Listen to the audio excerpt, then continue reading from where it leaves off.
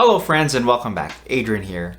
As a passive investor, you probably get bombarded with several deal offerings every week. And if you're new, it can be stressful in deciding which one to choose from. Let me help you out by explaining the 4 common return metrics you should be looking for in every deal. There's quite a bit of math, so let's get right to it.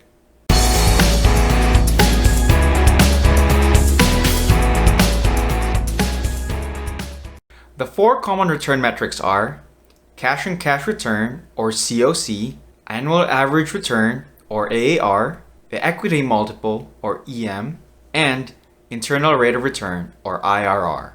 Let's start with the cash on cash return. It is defined as the annual return based on your invested amount. The formula is cash on cash equals annual cash flow divided by the total investment. Let's jump right to the example.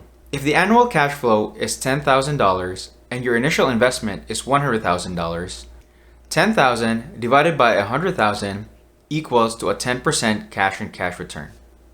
Cash on cash is simple because you can easily compare it with another financial vehicle, let's say a stock's performance in a given year. Let's move on to the annual average return. It is defined as the total returns averaged throughout the life of the deal.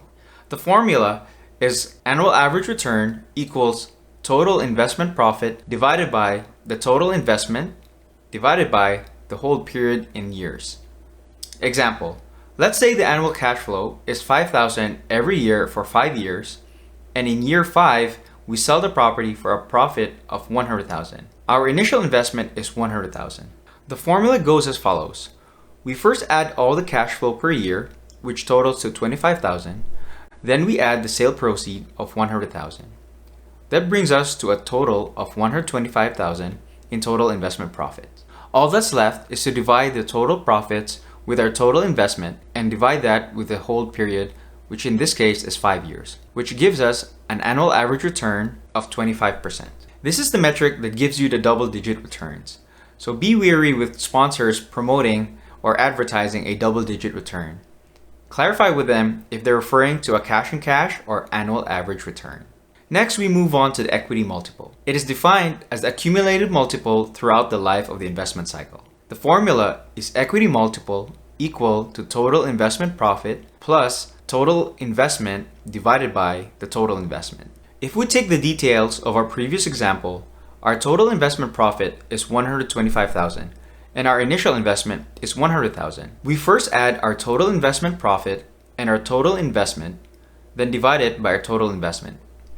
That gives us an equity multiple of 2.25x. Simply put, another way of saying a 2x multiple is you just doubled your money. Or you receive your initial investment back plus 100%. Or if your initial investment is $100,000, you receive a total return of $200,000. A key consideration of this metric is that it doesn't tell you how long it took you to receive a certain multiple. A 2.4x multiple received in 8 years is not as attractive as a 1.9x multiple received in 4 years. Lastly, let's talk about the internal rate of return or IRR.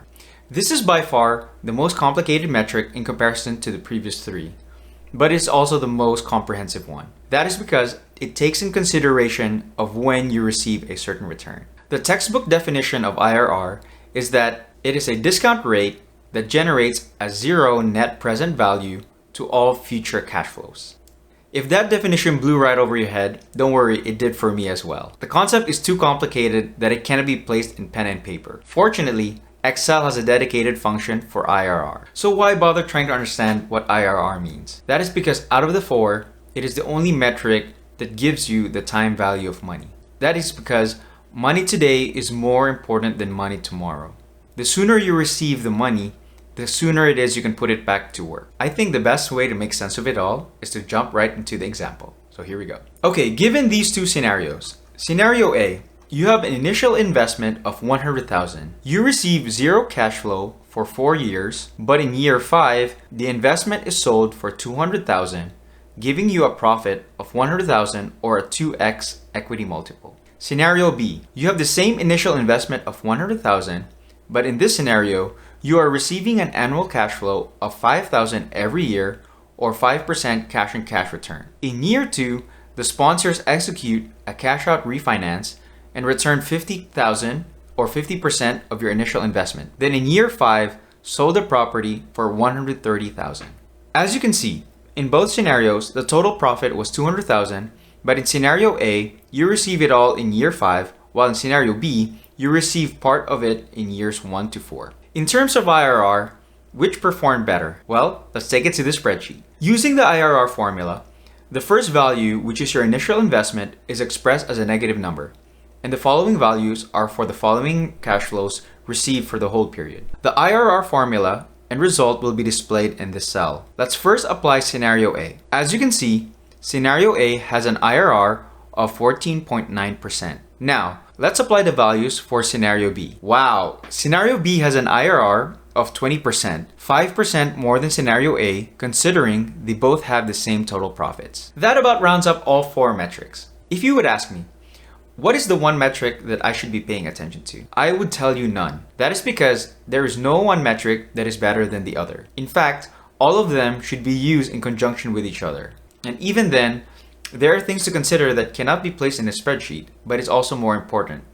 So why learn all these 4 metrics in the first place? Because if all 4 metrics are accurate and they are all used together, they can easily eliminate a lot of the bad deals out there. Now that you have an understanding of the 4 most common metrics used in apartment syndication, you can be more confident in looking at potential deals. So put your knowledge to the test and head over to Cashflow Marketplace.